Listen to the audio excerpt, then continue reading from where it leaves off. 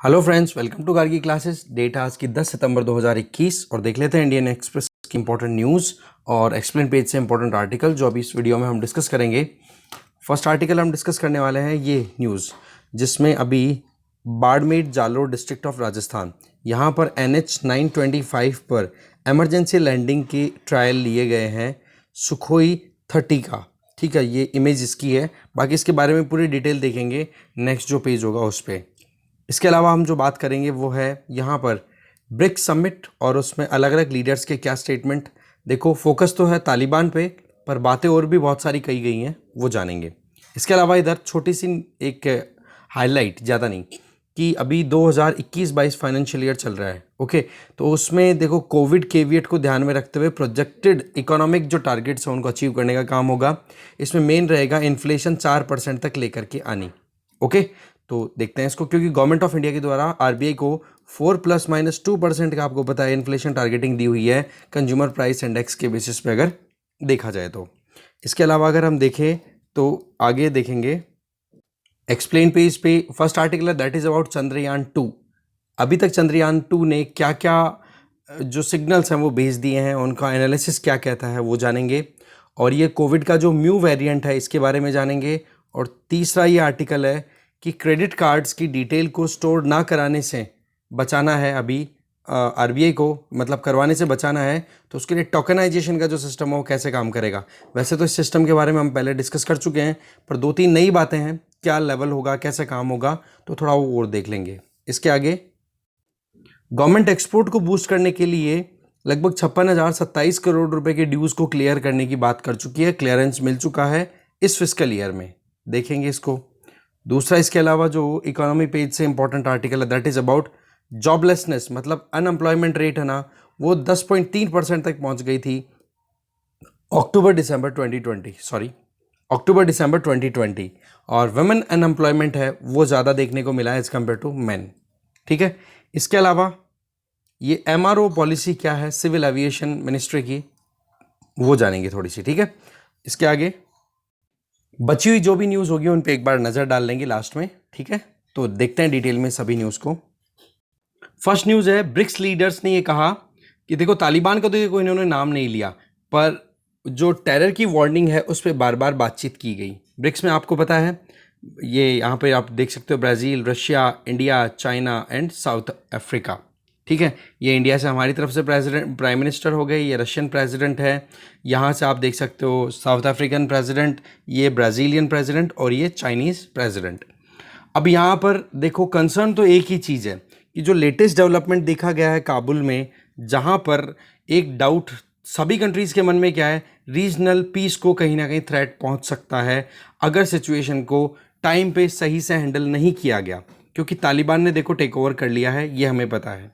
ठीक है, अब हमें यहाँ पर जो स्टेटमेंट है उनमें ये रिलीज़ किया गया है कि एक तो वायलेंस को होने से बचाना है और पीसफुल मीन्स से ही वहाँ पर रूल चले तो ठीक रहेगा। इसके आगे न्यू दिल्ली डिक्लेरेशन बोला गया है इसको, ये जो स्टेटमेंट अभी रिलीज़ किए गए हैं इसमें और जो बातें बोली गई हैं वो देखते हैं। देखो 15 अगस्त को तालिबान ने टेक ओवर कर लिया था, ब्रिक्स समिट उसके बाद में अभी हुई है।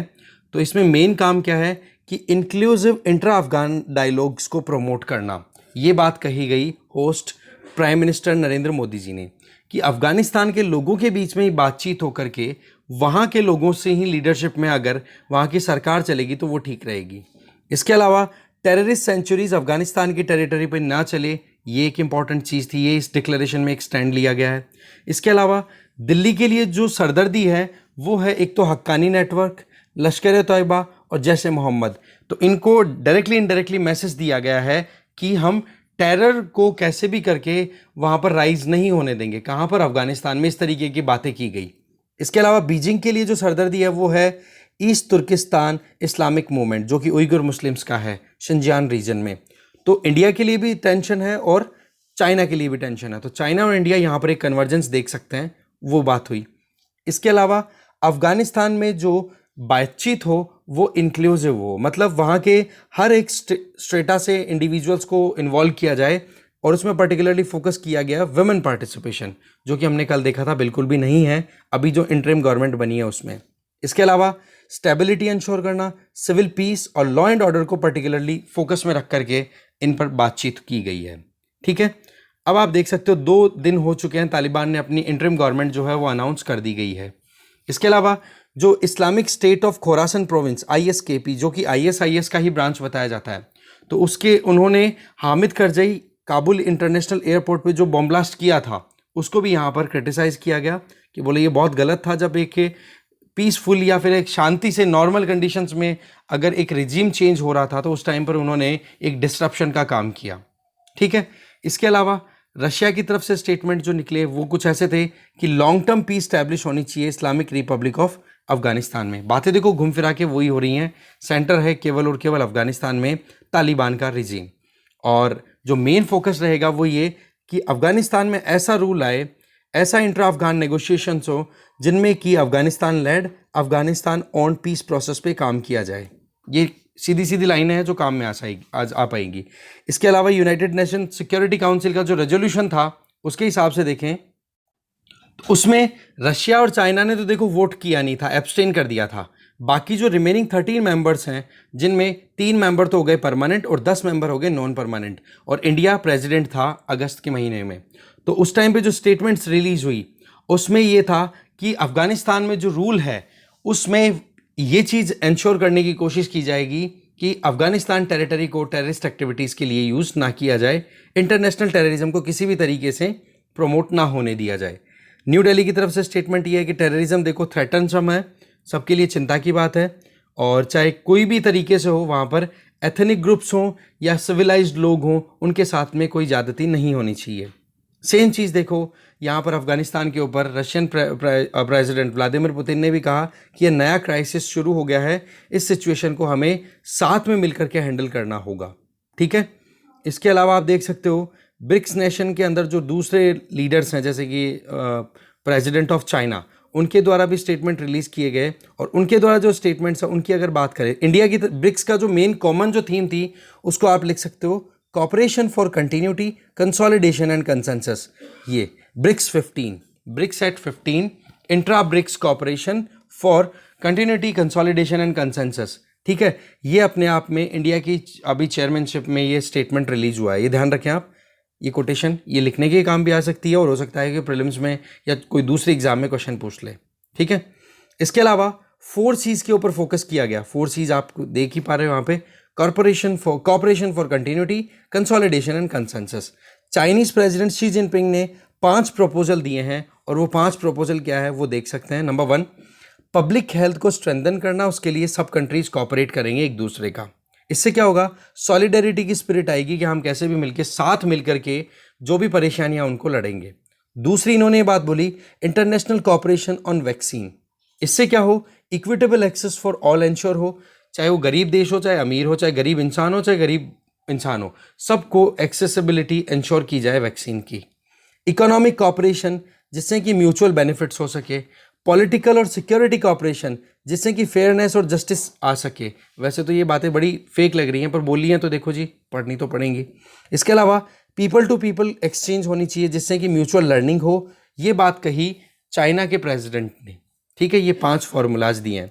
इसके अलावा देखो जो WHO का जो प्रोग्राम चल रहा है कोवैक्स, उसमें चाइना $100 मिलियन के वैक्सीन्स को डोनेट करेगा डेवलपिंग कंट्रीज़ को।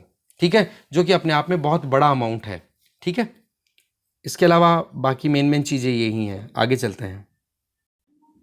ब्राज़ीलियन प्रेसिडेंट की बात करें तो वो हैं जायर बोल्सोनारो, और साउथ अफ्रीकन प्रेसिडेंट की बात करें तो रामाफोसा, सिरिल रामाफोसा। ठीक है, आगे चलते हैं। नेक्स्ट न्यूज़ है हाईवे लैंडिंग से रिलेटेड कि सुखोई Su-30 लैंड करते हुए दिखाया गया है यहाँ पर इमेज में। इमरजेंसी लैंडिंग के लिए एक स्ट्रिप तैयार की गई है NH-925। ये आप राजस्थान के वेस्टर्न राजस्थान में जो बाड़मेर डिस्ट्रिक्ट है, बाड़मेर जालोर वाला जो स्ट्रेच है वहाँ पर लोकेटेड है। इसके अलावा इसी न्यूज़ को कंटिन्यू करें तो NH-925 ये हमने देख लिया, ये पाक बॉर्डर के पास में लोकेटेड है। ओके, इसमें देखो लगभग 43 करोड़ रुपीस का इन्वेस्टमेंट हुआ है, और ये स्ट्रिप जो है ये इमरजेंसी लैंडिंग के लिए अवेलेबल है जो कि जालोर डिस्ट्रिक्ट में। अब सवाल ये है कि फ्रंट पेज पे तो देखो लिख दिया बाड़मेर डिस्ट्रिक्ट और यहाँ पर लिख दिया जालोर। ठीक है। तो ओवरऑल राजस्थान के ये 2 डिस्ट्रिक्ट्स हैं, जालौर बाड़मेर, जो दोनों बॉर्डर शेयर करते हैं और दोनों स्टेट से होती हुई ये NH 925 पास होती है, दोनों डिस्ट्रिक्ट से होती हुई, इसलिए यहाँ पे ये दोनों बातें लिख दी हैं, तो आप कंफ्यूज ना हो। इसके अलावा आप देख सकते हो राजनाथ सिंह जी और इधर ये नितिन गडकरी जी इसमें बैठे ही हैं, और आप देख सकते हो ट्रांसपोर्टेशन के लिए जो एयरक्राफ्ट यूज़ होता है C-130J सुपर हरक्यूलस, उसमें ये बैठे हुए हैं। और आप देख सकते हो अभी यहाँ पर एक चीज़ और इम्पॉर्टेंट है, वो मैं सीधी पॉइंट करूँगा यहाँ पे, कि जैसलमेर एयरफोर्स स्टेशन जो है राजस्थान में ही है, जैसलमेर वेस्टर्न राजस्थान में, मतलब वेस्टर्न मोस्ट राजस्थान का जो पॉइंट है वो जैसलमेर ही आता है, ठीक है। तो जैसलमेर एयरफोर्स स्टेशन, यहाँ पर एक medium range surface to air missile system MRSAM system inaugurate हुआ है, जिसमें आप देख सकते हो ये फर्स्ट स्क्वाड्रन है इंडियन एयरफोर्स का जहाँ पर जो medium range surface to air missile system जिसमें बराक वेपन है वो इंस्टॉल्ड होंगे। अब बराक जो मिसाइल है वो देखो क्या है, वो डेवलप की गई थी DRDO ने और इजराइल की जो एरोस्पेस इंडस्ट्री है दोनों ने मिलकर के। ओके, नेवी में बराक को ऑलरेडी इंडक्ट किया जा चुका है। इसके लिए आप देख सकते हो बराक की स्पेसिफिकेशन में इसकी रेंज होती है 70 किलोमीटर तक, ठीक है। इसके लिए आप देख सकते हो ये जो MRSAM Barak weapon system based ये जो medium range surface to air missile जो सिस्टम है, इसमें आप देख सकते हो लगभग 24 मिसाइल्स को लॉन्च किया जा सकता है, और वो 24 मिसाइल्स ऐसा नहीं एक ही डायरेक्शन में 16 डिफरेंट टारगेट्स को एक साथ हिट कर सकती हैं। ओके, तो ये कुछ इंपॉर्टेंट चीज़ थी MRSAM के रिलेटेड। थोड़ा और डिटेल आप पढ़ लेना एक बार, बड़ी ज़रूरी बात है ये, इस पर ऐसे क्वेश्चंस बन जाते हैं आजकल, UPSC प्रीलिम्स में सीधे क्वेश्चन बनते हैं, ठीक है। बाकी जो मेन चीज़ थी वो हमने देख ही ली है, और ये जरूर ध्यान रखना NH 925 मैच द फॉलोइंग में जो भी नेशनल हाईवेज न्यूज़ में आ रही है ना, जो मैं बता रहा हूँ उन्हीं में आप एड ऑन कर लो इस पॉइंट को। आगे चलते हैं, फिर देखो अगली जो बात है that is from explain page, Chandrayaan 2 से रिलेटेड ये आर्टिकल है, ठीक है। अब देखो चंद्रयान 2 भेजा तो था, फेल भी हो गया था, पर फेल पूरा मिशन नहीं हुआ था। उसमें एक तो जो लैंडर था विक्रम और जो रोवर था प्रज्ञान, वो ही फेल हुए थे, लैंडिंग फेल हो गई थी, पर इसका एक पार्ट जो था ना वो था ऑर्बिटर, वो अभी भी सक्सेसफुली काम कर रहा है और बहुत सारी इन्वेस्टिगेटेड इन्फॉर्मेशन जो है वो अर्थ तक पहुंचा चुका है। तो जो ऑर्बिटर है ना वो अभी भी नॉर्मली फंक्शन कर रहा है, और उसी के बेसिस पे जो इंडियन स्पेस रिसर्च ऑर्गेनाइजेशन है उन्होंने कुछ डेटा है उसको एनालाइज किया है, और उसी से रिलेटेड ये असेसमेंट और एनालिसिस है, उसी को हम यहाँ पे स्टडी कर रहे हैं, ठीक है। तो सबसे पहली चीज़ कि क्या इन्फॉर्मेशन गैदर की है, उनमें अगर देखें तो सबसे पहली चीज़ तो क्या है कि यहाँ पर ये जो ऑर्बिटर है इसमें बहुत एडवांस्ड इंस्ट्रूमेंट्स हैं वो इंस्टॉल किए हुए हैं, और उसके चलते बहुत एक्यूरेसी से डेटा यहाँ पर अवेल हो पाया है। जिसमें सबसे पहली चीज़ है that is about water molecules की बात। चंद्रयान 1 ने भी देखो एविडेंसेस बताए थे कि चांद पे थोड़ा बहुत पानी का कंटेंट अवेलेबल है, जो कि 2008 में लॉन्च हुआ था। पर सवाल ये है कि वो पानी का कंटेंट जो था वो हाइड्रोक्सिल रेडिकल OH कंटेंट था या फिर H2O प्योर वाटर मॉलिक्यूल था, तो उसमें थोड़ा कन्फ्यूजन था। बट यहाँ पर अभी जो ये चंद्रयान 2 जो जिसका ऑर्बिटर जो ऑर्बिट कर रहा है ना अभी मून को, तो उसमें एक imaging infrared spectrometer IIRS installed है, ठीक है। तो उसने ये बताया उसके हिसाब से ये कि हाइड्रोक्सिल कंटेंट है वो भी है और वाटर मॉलिक्यूल है वो भी है, दैट मीन्स H2O और OH दोनों कंटेंट मून की सरफेस पे अवेलेबल है। इसके अलावा पहले तो ये था कि जो पोलर रीजन है वहीं पर केवल वाटर कंटेंट अवेलेबल है, बट अब ये है कि पोलर रीजन के अलावा भी वाटर कंटेंट दूसरे रीजन्स में भी अवेलेबल है। ये चीज़ भी क्लियर हो गई, और ये बात किसने क्लियर की, IIRS की जो हाइड्रेशन फीचर्स हैं उनके बेसिस पे। इसके अलावा एक इंस्ट्रूमेंट और इंस्टॉल्ड है जिसका नाम है dual frequency synthetic aperture radar. इससे भी माइक्रो इमेजिंग की गई और अच्छे से पता किया गया कि वाकई में जो आइस वाटर है उसके अलावा भी कुछ ड्रॉपलेट्स वहाँ पे अवेलेबल थी, वाटर आइस ड्रॉपलेट्स भी वहाँ पे देखने को मिली। तो ये तो गया वाटर की बात। फिर आ जाती है माइनर एलिमेंट्स, वो एलिमेंट्स जो कि कम क्वांटिटी में मून पे अवेलेबल हो। तो इसके लिए देखो the large area soft X-ray spectrometer, ये इंस्टॉल्ड है इस पे ऑर्बिटर पे, ठीक है, जो कि मून पे एक्सरे स्पेक्ट्रम को एग्जामिन करेगा, और उससे ये पता पड़ा कि वहाँ पर मेजर एलिमेंट्स जो कि magnesium, aluminium, silicon, calcium, titanium, iron, इनके बारे में उसको डिटेक्ट करना था और इंस्ट्रूमेंट ने ये बता किया कि ये कंटेंट अवेलेबल है। इसके अलावा माइनर एलिमेंट्स में भी आप देखो तो मैग्नीज और क्रोमियम, ये दोनों भी वहाँ पर अवेलेबल है। तो आप देख सकते हो फर्स्ट टाइम रिमोट सेंसिंग से ये पता पड़ा है कि ये एलिमेंट्स भी वहाँ पर मून सरफेस पे अवेलेबल है। और इसके पीछे वजह क्या है? बेटर क्वालिटी के डिटेक्टर्स का इंस्टॉल होना उस पर। इसके अलावा ये फाइंडिंग्स क्या है? एक तरीके से एक आप कह सकते हो एक कदम आगे बढ़ चुका है, जिससे कि मून का जो मैग्नेटिक एवोल्यूशन है, कि जिस तरीके से अर्थ का फॉर्मेशन होता है, जो fundamentals of physical geography 11th वाली जो बुक है ना, उसमें आप देखते हो अर्थ का एवोल्यूशन है ना, तो उसमें जिस तरीके से अर्थ का एवोल्यूशन हुआ, तो उसमें मून का भी एक आप देख सकते हो बिग स्प्लिट थ्योरी जो आप पढ़ते हो, जिसमें कि एक मार्स के साइज का एक आता है बड़ा सा सेलेस्टियल बॉडी और वो स्ट्राइक करता है इसके साथ में, अर्थ के साथ में, तो पैसिफिक वाला रीजन है, वहाँ पर एक ग्रेट डिप्रेशन क्रिएट हो जाता है, जो कि आज वहाँ पर ओशियन बन गया है। तो वो मटेरियल फिर बाद में रोटेट करना शुरू कर देता है और वही मून में कन्वर्ट हो जाता है। तो वो जो मैग्नेटिक एवोल्यूशन है ना, उसके बारे में पूरा पता करना। नेबुलर कंडीशन, कि वहाँ पर नेबुला, अब देखो एक ब्राइट क्लाउड होता है जिसमें डस्ट पार्टिकल, गैसियस पार्टिकल इस तरीके से होता है, फिर वो धीरे धीरे कन्वर्ट होना शुरू हो जाता है। ये जो प्लैनेट्स फॉर्मेशन है या फिर गैलेक्सीज का फॉर्मेशन है, सोलर सिस्टम का फॉर्मेशन है, ये शुरू हो जाता है। ठीक है, तो इनके बारे में स्टडी करना। और साथ में जो प्लैनेटरी डिफरेंशिएशन है, कि जी जो सोलर रीजन है, दैट मीन्स सन के आसपास का जो प्लैनेट्स हैं वो इतने मतलब रॉकी क्यों है, जबकि दूसरी तरफ आप देखो एस्ट्रॉइड बेल्ट को क्रॉस करने के बाद में जैसे जुपिटर है या जोवियन प्लैनेट्स हैं, वो इतने गैसियस क्यों, उनके बारे में भी बहुत सारी जो मिस्ट्रीज हैं या मिस्ट्रीज हैं वो खुल जाएंगी। क्लास जो इंस्ट्रूमेंट यहाँ पे इंस्टॉल्ड है एक्सरे के लिए, इसमें 95% जो है वो लूनार सरफेस के बारे में स्टडी कर लिया है। और ये पहली बार है आप देखो कि 95% लूनर सरफेस को स्कैन कर लिया है इस ऑर्बिटर ने। इसके आगे सोडियम एक माइनर एलिमेंट है मून पे, वो भी डिटेक्ट हुआ है। तो इसरो के साइंटिस्ट का ये मानना है कि क्लास की ये जो फाइंडिंग्स है, ये जो एक्सरे स्पेक्ट्रोमीटर इंस्टॉल्ड है ना वो, तो इससे ये लगता है कि ये इसमें डायरेक्ट लिंक है एक्सोस्फेरिक सोडियम से। ठीक है, जो कि एक तरफ तो मून की सरफेस पे और दूसरी तरफ एक्सोस्फेयर, एक्सोस्फेयर का मतलब अर्थ की जो आउटर, बिल्कुल आउटर लेयर है, जो कि धीरे धीरे आप जानते हो कि कोई लिमिट तो है नहीं अर्थ के एटमॉस्फेयर की, वो धीरे धीरे ट्रांजिशन करता हुआ यूनिवर्स में मर्ज हो जाता है। ठीक है, तो बोले उससे रिलेशन कुछ ना कुछ हो सकता है। ठीक है, और सोडियम की प्रेजेंस है वो एक्सोस्फेयर में भी है और सन की सरफेस पे भी मिला है। तो एक तरीके से जो माइनर एलिमेंट्स हैं उनके बारे में पता पड़ा। फिर आगे बात आ जाती है स्टडिंग द सन। सन के बारे में जब स्टडी करने की बात आए तो वहां पर XSM करके एक मॉनिटरिंग डिवाइस इंस्टॉल है, सोलर एक्सरे मॉनिटर। वो क्या कर रहा है, सन के जो सोलर कोरोना है, जो आउटर मोस्ट पार्ट है ना सन का, उसके बारे में स्टडी करने के लिए वो हेल्प करेगा। तो ओवरऑल कितनी ज़्यादा प्रॉस्पेक्ट्स हैं जिनको यहाँ पे क्लियर, मतलब पर्सपेक्टिव्स हैं जिनको यहाँ पर क्लियरेंस मिल रही है। अब बात यह है कि जो ऑर्बिटर का पेलोड है वो देखो मून की नॉलेज लेने में तो कोई कमी छोड़ नहीं रहा है। इसके अलावा जो नासा के इनके जो दूसरे जो मिशन गए हुए हैं ना, उनसे अच्छा परफॉर्म कर रहा है। आज का ये जो चंद्रयान सेकंड का जो ऑर्बिटर है ना, वो नासा का एक प्रोजेक्ट चल रहा है। देखो यहाँ पे बताया हुआ है, मैं बताता हूँ आपको।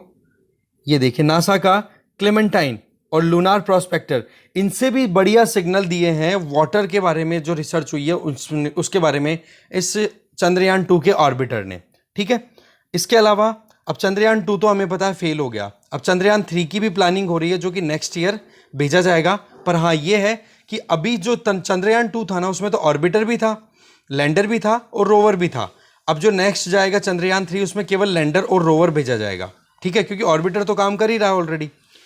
इसके अलावा फ्यूचर जो भी प्रोजेक्ट्स हैं जिनमें आप देख सकते हो ल्यूपेक्स, जिसका फुल फॉर्म है यहाँ पर आप देख सकते हो लूनार पोलर एक्सप्लोरेशन, जिसमें जापान की जो एरोस्पेस एक्सप्लोरेशन एजेंसी है जाक्सा और इसरो इंडिया की जो हमारी एजेंसी है स्पेस एजेंसी, दोनों के कोलैबोरेशन पे बेसिस पे काम होगा 2023-24 में। ठीक है, इसके अलावा आप देख सकते हो कि जो चंद्रयान 2 का जो ऑर्बिटर है उसने बहुत हद तक इतना एक्सप्लोरेशन किया है कि वहाँ की क्रैटर्स बनी हुई है उनके बारे में, बड़ी बड़ी चट्टानें बाउल्डर्स हैं उनके बारे में, इनकी भी स्टडी कर ली। इवन 3 से 4 मीटर डेप्थ तक की स्टडी हो चुकी है। पर एक चीज़ यहाँ पर क्लियर क्या आती है कि अगर यहाँ पर विक्रम और जो प्रज्ञान, लैंडर और रोवर, अगर वो ढंग से काम करते हैं तो हमें जो ऊपर से जो एक ग्लोबल ओवरव्यू मिल रहा है ना, उसके बजाय लोकल ओपिनियन और मिल जाते तो उससे एक ब्रॉडर पर्सपेक्ट में, मतलब वहाँ की जो पूरी इंफॉर्मेशन है वो पूरी डिटेल में मिल जाती है हमें। ठीक है, अब देखो नासा है, नासा का अभी प्रोजेक्ट आने वाला है आर्टेमिस। उसमें ये है कि ह्यूमन लैंडिंग पे फोकस रहेगा वो। ठीक है, 2024 में। इसी तरीके से चाइना का जो लूनार एक्सप्लोरेशन प्रोग्राम है, उसमें यह है कि चाइना का वहाँ पर एक परमानेंट ही international lunar research station establish करने का प्रोग्राम है। इससे क्या होगा कि वहाँ पर लार्ज स्केल पे साइंटिफिक एक्सप्लोरेशन किए जा सके और साइंटिस्ट को वहीं पे डिप्लॉय करके रखा जाए। इस तरीके के प्रोजेक्ट्स हैं। ठीक है, और ये जो चंद्रयान जो 3 है ना, वो इसलिए प्रपोज किया जा रहा है कि एक टेक्नोलॉजी का डेमोन्स्ट्रेशन हमें देना था इंटरनेशनल कम्युनिटी को, पर उसमें ऑर्बिटर जो है वो तो सक्सेसफुली काम कर रहा है, पर लैंडर और रोवर जो है उसकी लैंडिंग फेल हो गई थी। तो वो एक माइनर एरर थी और उस एरर को करेक्ट भी किया, पर वही चीज़ है कि फेल होना था, प्रोजेक्ट हो गया। तो अब केवल लैंडर और रोवर इसी पर ध्यान दे करके चंद्रयान 3 प्रोजेक्ट को लॉन्च किया जाएगा आने वाले साल, 1 साल के अंदर। नेक्स्ट ईयर का ही प्रोग्राम है ये। ठीक है, आगे चलते हैं। फिर देखो कोविड के म्यू वेरिएंट से रिलेटेड है। देखो अगस्त 30 की बात है जब WHO ने कोविड के इस म्यू वेरिएंट, जिसका अगर देखो तो इसको बोला जाएगा B.1.621 वेरिएंट, इसको देखो वेरिएंट ऑफ इंटरेस्ट के तौर पे कंसिडर कर दिया गया है। तो 2 तरीके की कैटेगरीज हैं कोरोना की। एक तो वेरिएंट ऑफ इंटरेस्ट, इसका मतलब कि इसमें जेनेटिकल चेंजेस हो चुके हैं और ये वाकई में थ्रेटनसम हो सकता है, एक तो ये। दूसरा वेरिएंट ऑफ कंसर्न, ऐसे कोविड-19 के वेरिएंट्स जो वाकई में घातक हैं और बहुत बड़े बड़े आउटब्रेक्स कर चुके हैं। तो वेरिएंट ऑफ इंटरेस्ट में तो देखो अभी तक WHO ने ईटा, आयोटा, कप्पा और लैम्डा इन वेरिएंट्स को डाला हुआ है। जबकि दूसरी तरफ वेरिएंट ऑफ कंसर्न की अगर बात करें ना, तो उसमें आप देख सकते हो कौन कौन से को डाला हुआ है, जिसमें आप देख सकते हो अल्फा, बीटा, गामा और डेल्टा। डेल्टा का तो आपको पता ही है, इंडिया में डोमिनेंट यही एक स्ट्रेन है और अभी लगभग 170 कंट्रीज में डेल्टा के केसेस मिल चुके हैं। तो वेरिएंट ऑफ कंसर्न और वेरिएंट ऑफ इंटरेस्ट, इन दोनों की बात है। तो अभी फिलहाल तो म्यू को वेरिएंट ऑफ इंटरेस्ट में डाला हुआ है। ठीक है, इसका डिटेक्शन देखो हुआ है South American country, that is Colombia, वहां से डिटेक्शन हुआ है। तो इसमें क्या है, SARS-CoV-2 के इस वेरिएंट में जेनेटिक चेंजेस मिले हैं और ये भी है कि ट्रांसमिसिबिलिटी है ना, वो भी कहीं ना कहीं सीवियर कैटेगरी में कंसिडर हो सकती है। इम्यून सिस्टम को एस्केप करना, कि आपको अगर ऑलरेडी आपका बॉडी इम्यून है तो उसको बाईपास करके आपको इन्फेक्ट कर सके, आपका मतलब हो गया, मतलब सब लोग। ठीक है, डायग्नोसिस और इसकी थेरेपेटिक जो ट्रीटमेंट्स अवेलेबल है कोरोना के, उनको भी एस्केप कर सकता है। तो ओवरऑल बात जो थी वो हमने देखी। बाकी तो देखो इसी तरीके से बातें बताई हुई है और कुछ काम का है नहीं। मेन जो था वेरिएंट ऑफ इंटरेस्ट और वेरिएंट ऑफ कंसर्न। ओके, आगे चलते हैं। नेक्स्ट है how token instead of credit card details can make transaction safer. Article को यहाँ पर लिखा है जॉर्ज मैथ्यू ने।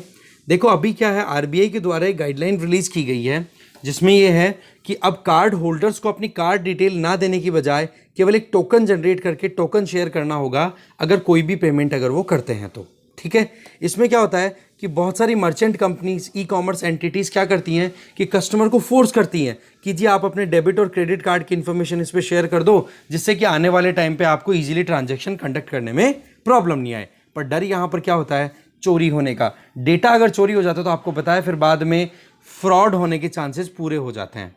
तो टोकनाइजेशन का मतलब क्या है, एक टोकन जो अल्फा न्यूमेरिक कॉम्बिनेशन में होगा, कुछ एक कोड होगा और वो कोड जनरेट किस बेसिस पे होगा, एक तो कार्ड कौन सा है, एक टोकन को रिक्वेस्ट करने वाला कौन है, जिसमें जो एंटिटी एक्सेप्ट करेगी ना कि हाँ जी हम पेमेंट को एक्सेप्ट करना चाहते हैं, तो कार्ड वो हो जाएगा कौन, टोकन रिक्वेस्टर, और तीसरा हो जाएगा डिवाइस। इन तीनों की एक यूनिक कॉम्बिनेशन तैयार हो जाएगी और उसी के बेसिस पे फिर वो टोकन जनरेट हो जाएगा। जैसे कि आप कोई शॉप पे गए और आपको परचेज करनी है 1 किलोग्राम ऑफ चीनी, शुगर।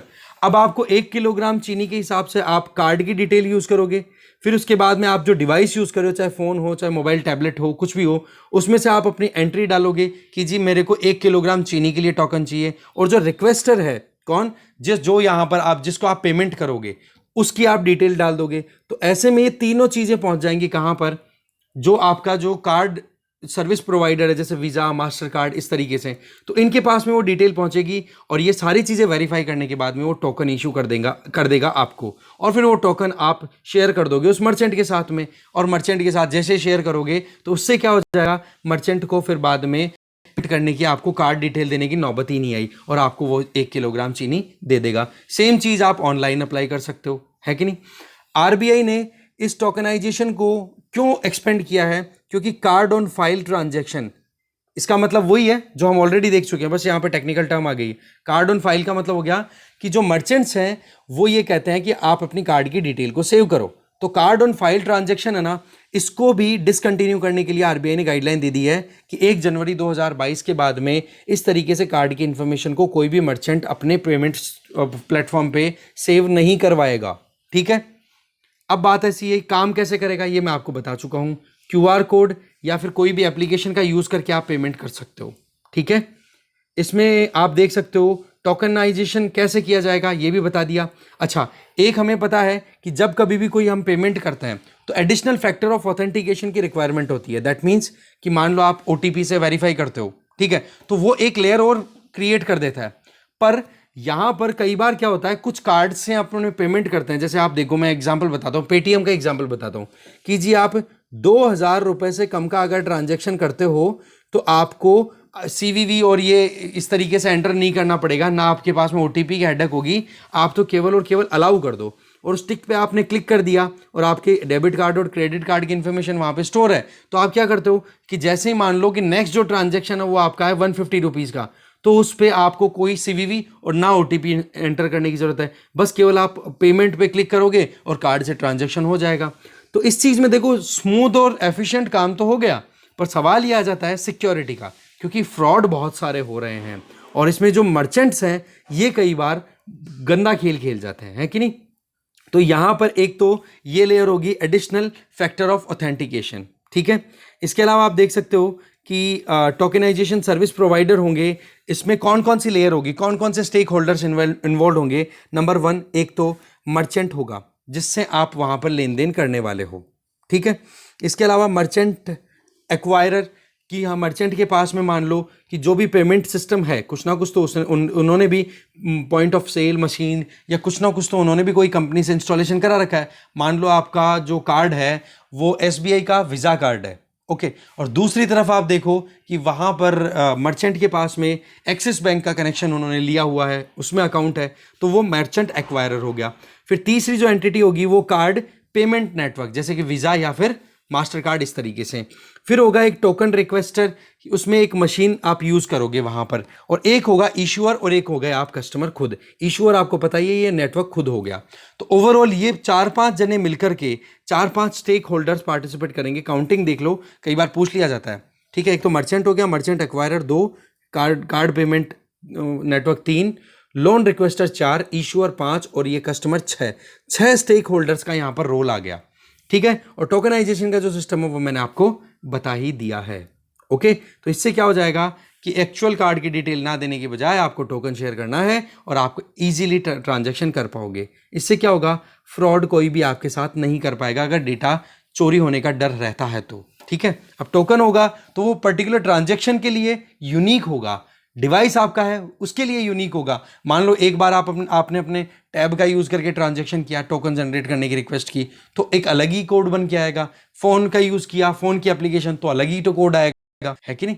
इस तरीके से हो जाएगी सेफ्टी, ओके। यहां पर एक वर्ड आ रहा है सोशल इंजीनियरिंग टेक्निक।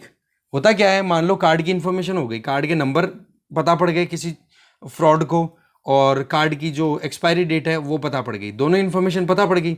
अब आपके पास में कॉल आता है कि जी हम लोग कौन बोल रहे हैं, आप HDFC बैंक से या SBI बैंक से बोल रहे हैं, और आपके या फिर कोई ऐसा नाम बोल देगा कोई बड़ा सा कि आपकी लॉटरी निकली है, और फिर वो फंसाना शुरू कर देंगे, इमोशनली बिहेवियरली उनको मैनिपुलेट कर देंगे जो भी यूजर्स है, कस्टमर्स, हम लोगों को। और फिर बाद में अगर कोई फंस जाता है तो आपको पता ही है फिर बाद में फ्रॉड हो जाती है, ट्रांजैक्शंस हो जाते हैं।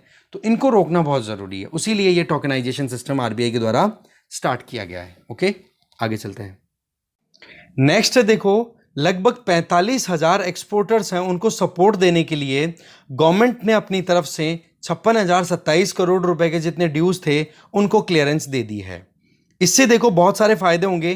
पहली चीज तो एक्सपोर्ट ओरिएंटेड जब प्रमोशन होता है ना, तो वो चीज क्या होती है, हमारे लिए इनकम का सोर्स क्रिएट होती है, क्योंकि एक्सपोर्ट करेंगे तो फॉरेन एक्सचेंज रिजर्व आएगा, और जितना फॉरेन एक्सचेंज रिजर्व आएगा उतना ही हमारी इकोनॉमी एक्सपेंडेड होगी और उतनी हमारी इकोनॉमी की रेपुटेशन बनती है।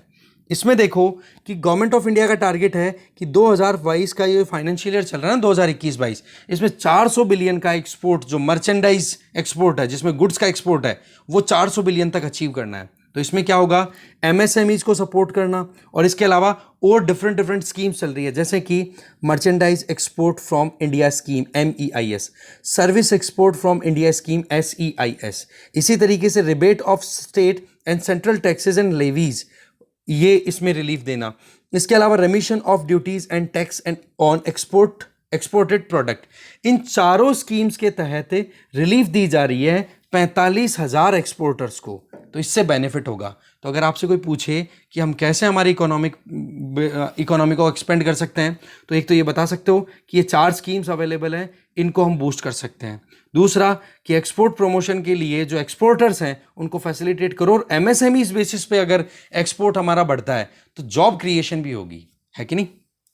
और ये जॉब की बात अगर आ गई है ना, तो अब जॉब की बात पे ही बात करेंगे। अब तो वो ये है कि अभी अक्टूबर दिसंबर 2020 की बात करें, कोविड-19 का जो फर्स्ट फेज था वो निकल गया था, तो उसके बाद में आप देखो इंडिया में जॉबलेसनेस, अनएम्प्लॉयमेंट जो था वो 10.3% लेवल तक पहुंच गया, और उसमें भी वुमेन अनएम्प्लॉयमेंट ज़्यादा था एज कंपेयर टू मेन। ठीक है, तो ये चीज़ आप ध्यान रखोगे। और जबकि ये तो अक्टूबर दिसंबर 2020 की बात है, अगर यही 2019 का डेटा उठाए ना, अक्टूबर दिसंबर 2019 का, तो उसमें 7.8% तक ही अनएम्प्लॉयमेंट रेट चल रही थी। ओके, जो बढ़ चुकी है कोविड की वजह से। एक तो ये चीज़ क्लियर होगी। दूसरी, ये डेटा रिलीज कौन करता है, पीरियोडिक लेबर फोर्स सर्वे के द्वारा, जो कि Ministry of Statistics and Programme Implementation, उसके द्वारा। ठीक है, अब जो माइन्यूट डेटा है वो तो देखो इतना काम का है नहीं, क्योंकि यहाँ पर एक एक एज को डिवाइड करके फिर बाद में किया जा रहा है।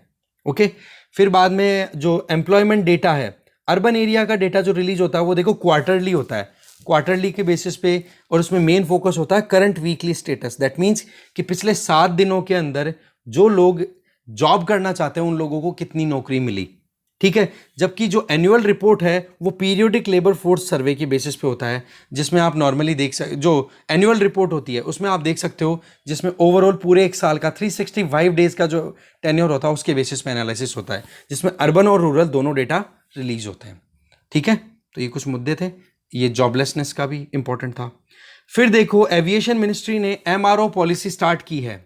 ये क्या है, इसका फुल फॉर्म है मेंटेनेंस, रिपेयर एंड ओवरहोल। इसमें क्या होगा, मेंटेनेंस करेगा, रिपेयरिंग की जाएगी, और ओवरहोल का मतलब ओवरऑल जो सिस्टम होगा उसको चेंज करना, मान लो रिनोवेशन टाइप कुछ करना हो। इसके लिए इन्वेस्टमेंट को अट्रैक्ट करने के लिए MRO पॉलिसी अभी सिविल एविएशन मिनिस्ट्री ने अभी लॉन्च किया है। इसमें देखो जमीन है वो लीज पे दी जाएगी ओपन टेंडर के बेसिस पे, और साथ में जो एयरपोर्ट अथॉरिटी ऑफ इंडिया की जो रॉयल्टी आती है उसको भी अबॉलिश किया जाएगा। इससे क्या होगा कि प्राइवेट सेक्टर के ऊपर लोड नहीं जाएगा, कि एक तरफ तो प्रोजेक्ट डेवलप करो और दूसरी तरफ एयरपोर्ट अथॉरिटी ऑफ इंडिया को पैसा दो कि जी हाँ उन्होंने हमें अलाउ किया है। तो ये जो रॉयल्टी वाला है ना, ये मुद्दा हट गया है। तो ऐसे में प्राइवेट सेक्टर के ऊपर लोड नहीं आएगा, इन्वेस्टमेंट आएगा, इसलिए ये MRO पॉलिसी है ये लॉन्च की गई है। ओके, इसके अलावा एक छोटी सी न्यूज़ है वर्ल्ड पेज से, वो ये है कि इंटरनेशनल स्पेस स्टेशन ISS में रशियन जो मॉड्यूल है ना, अब देखो इसमें बहुत सारे कंट्रीज का पार्टिसिपेशन, अच्छा काम आ गया आपके लिए। आप मुझे कमेंट बॉक्स में बताओ इंटरनेशनल स्पेस स्टेशन के बारे में। ओके, उसमें रशिया का जो मॉड्यूल है ना उसमें धुआं देखा गया। ठीक है, तो उससे रिलेटेड थोड़ी न्यूज है। अब इसमें बात यह आ जाती है, रशिया की जो स्पेस एजेंसी है उसका नाम क्या है, रॉसकॉस्मोस। इसी तरीके से आप ये देख लेना कि इंटरनेशनली इंपॉर्टेंट कौन कौन से कंट्रीज की स्पेस एजेंसीज हैं जो कि काम करती हैं, ठीक है, रिसर्च से रिलेटेड स्पेस में। तो देखो मोटी मोटी जो चीज़ें थी वो सारी कवर कर ली है। अगर फिर भी कुछ बच रहा हो तो आप एक बार खुद से पढ़ लेना। Thank you very much. Newspaper सुबह आपको मिल जाएगा। Thank you.